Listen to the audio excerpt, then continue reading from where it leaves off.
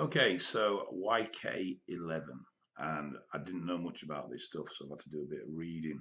And truth is, when you go away from the peptide selling site bullshit, there isn't much scientific on it. No animal studies, no people studies, only in cell incubation, what's known as in vitro.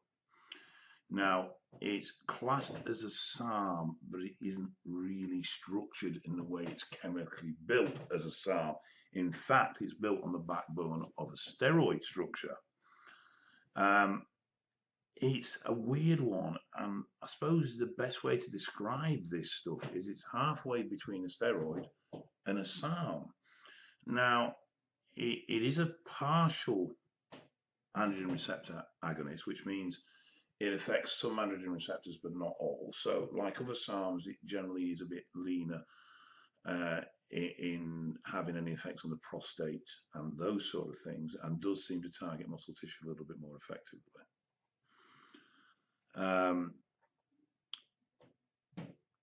it shouldn't really be a SARM, but then it shouldn't really be a steroid. So there isn't really a class for it, which I think is why it's been bulked in with SARMs. It was first came about in 2011.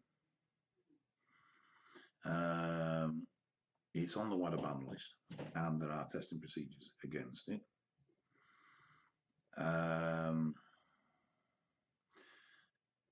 Currently, its half-life is unknown. So there's no actual scientific study on its half-life. However, certain sites might claim it to have a particular half-life. There's no studies being done on this. So where that time scales come from is beyond me. What is very interesting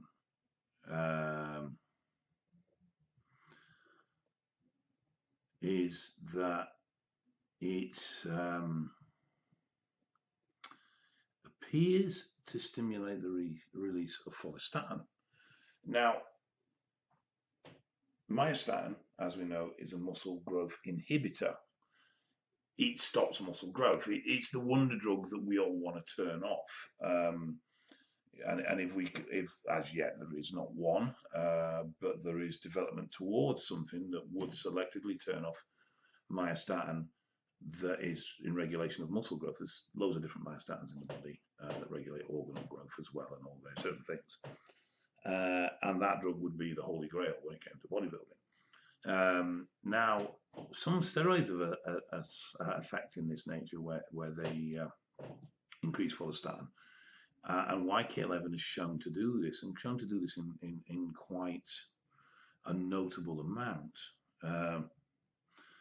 In fact, it's described as strongly stimulating the release. We haven't got any numbers yet as to what that actually pertains to and how that is relating to in real world effects. But as it stands at the moment, it is regarded as a steroidal SARM, whatever one of them is. And I think that's just a case of a foot in both camps job. Anecdotal evidence would show that it is quite effective at showing lean muscle mass, and it definitely doesn't have the same level of androgen activity that regular steroids do, but it would appear that it may have slightly more than regular SARMs do. And beyond that, there isn't really much on it. Dosing wise, at the moment, the general consensus is you're looking at 5 to 10 milligrams a day. If people have used more, please feedback. This is just what I found in research. Like I say, it's something I didn't know much about. And cycles being around the 8-week mark. It has been known to be used by females at around 1 to 1.5 milligram a day. Again, we have no information on virilization with this drug, so if you are a female and you have used it, please feedback. And beyond that, there isn't really much to say about the stuff. It's not passed through to animal studies yet, so it's really, really early stages. So it is definitely on the edge when it comes to a research drug. And as we currently look at it, it does appear to be effective, and there doesn't appear to be any major safety concerns coming from it if it behaves like the other SARMs do.